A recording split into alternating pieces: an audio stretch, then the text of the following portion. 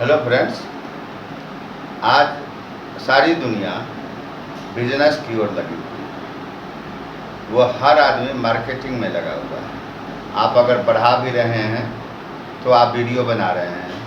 Video बना करके आप चाहते हैं कि आपके प्रोडक्ट का, आपका प्रोडक्ट क्या है, वीडियो बनाना, या वीडियो के माध्यम से आप अपना मैसेज ट्रांसफर कर रहे हैं और इसको अधिक से अधिक लोगों तक पहुंचाना, ताकि आपका मार्केटिंग हो सके।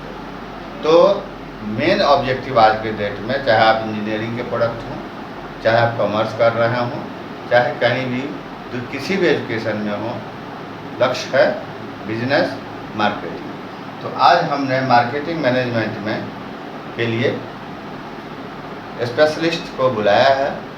हमारे ये स्पेशलिस्ट दिल्ली में मैनेजर के रूप में कार्यरत हैं और ये मैनेजर साहब आपको मार्केटिंग मैनेजमेंट के गुर बताएंगे, फंडामेंटल ऑफ मार्केटिंग मैनेजमेंट। तो सुने आप मैनेजर साहब। Hello, good morning. मेरा नाम मयंक है और मैं अभी करेंटली गुड़गांव में इनकॉग्निटो इनसाइट्स नाम की मार्केट रिसर्च की कंपनी है, उसमें मैं जॉब कर रहा हूँ। थोड़ा मैं अपने बारे में बताता हूँ। मैंने दिल्ली यूनिवर्सिटी से बीएससी में ग्रेजुएशन करी थी और उसके बाद मैंने मार्केटिंग में एमबीए करा हैदराबाद से, और आज मैं एक मार्केटिंग कंपनी में जॉब कर रहा हूँ। मैं उसी के बारे में थोड़ा अपना एक्सपीरियंस शेयर करना चाहता हूँ, मार्केटिंग के बारे में थोड़ी बातें करना चाहता हूँ। तो मैं शुरुआत करता हूँ कि सबसे पहले कि मार्केटिंग होती क्या है। उसके लिए एक उदाहरण के तौर पे मैं आपसे बात करूंगा।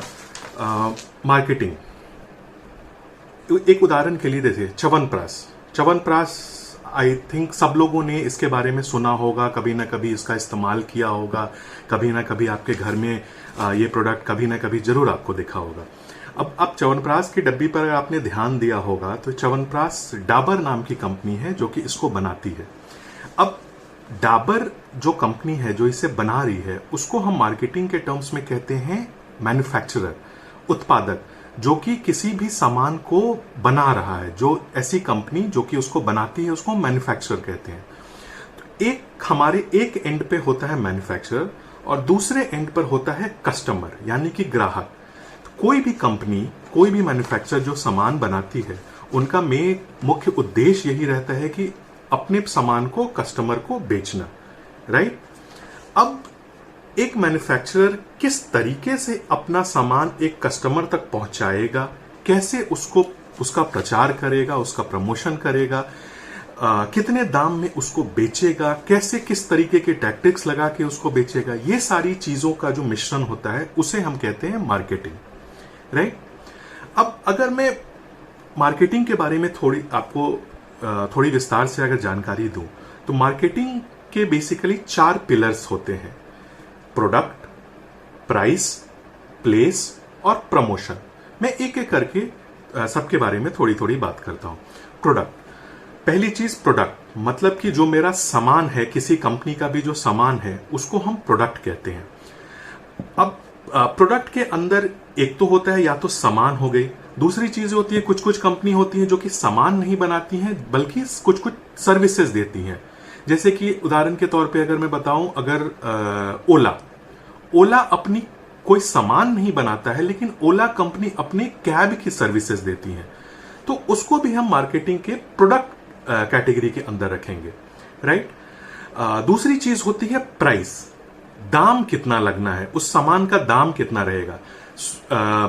250 ग्राम के पैकेट का दाम 100 रुपये होना चाहिए, या आधा किलो के पैकेट का दाम 200 रुपये होना चाहिए, या ये दाम कितना होता है, या उसमें कोई डिस्काउंट या कुछ ऑफर, किसी तरीके से कस्टमर को और अट्रैक्ट करने के लिए क्या ऑफर दिए जा सकते हैं, वो सारी चीजें प्राइस के अंदर आती हैं कि दाम कितना होना चाहिए।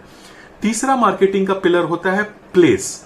प्लेस का मतलब हुआ कि हमें अपना सामान या कंपनी मैन्युफैक्चरर का सामान वो कहां बेचना चाहता है, देश के किस हिस्से में बेचना चाहता है। अगर मैं च्यवनप्राश की बात करूं, हर कंपनी चाहती तो ये है कि मैं पूरे देश में अपने सामान को बेचूं, लेकिन कुछ कुछ ऐसे मार्केट होंगे जैसे कि बिहार हुआ, बंगाल हुआ, यूपी हुआ, महाराष्ट्र हुआ, जहां पर उनके प्रोडक्ट की डिमांड्स ज्यादा होंगी।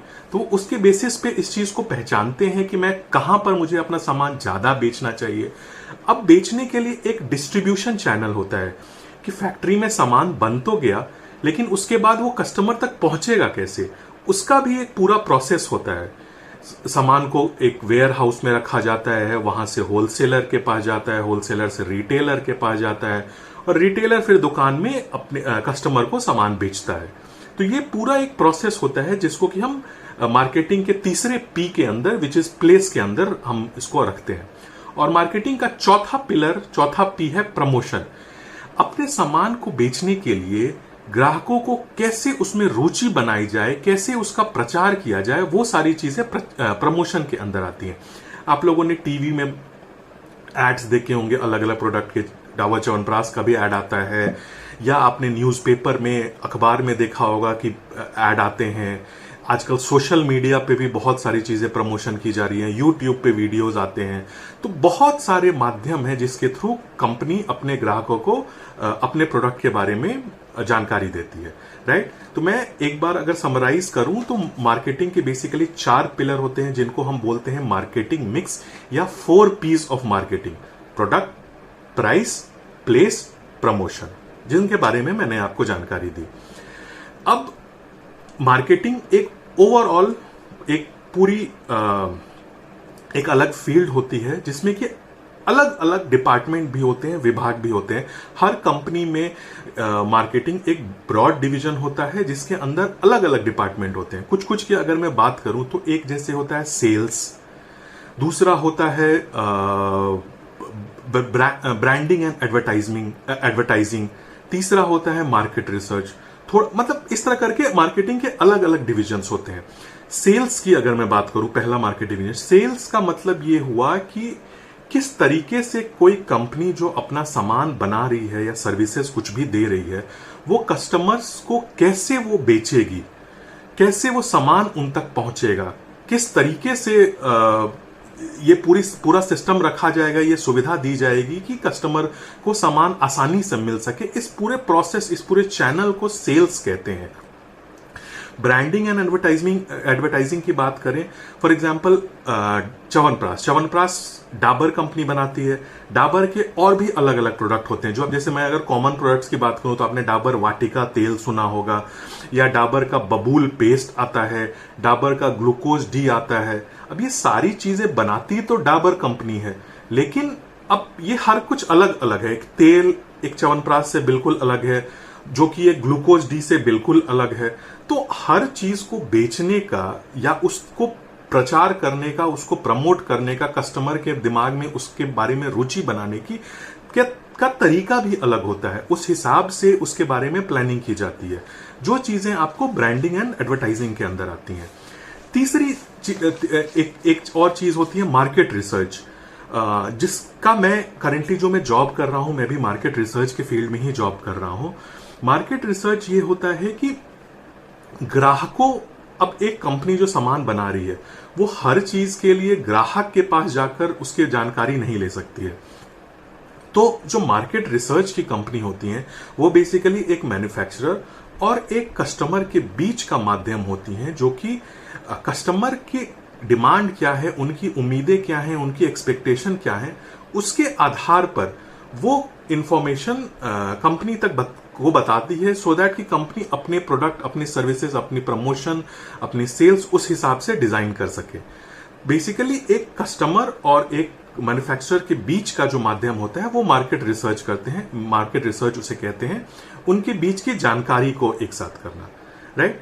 तो ये सारी चीजें जो भी आज मैंने बताई वो मार्केटिंग के बारे में ओवरऑल एक जनरल आइडिया देने के बारे में है।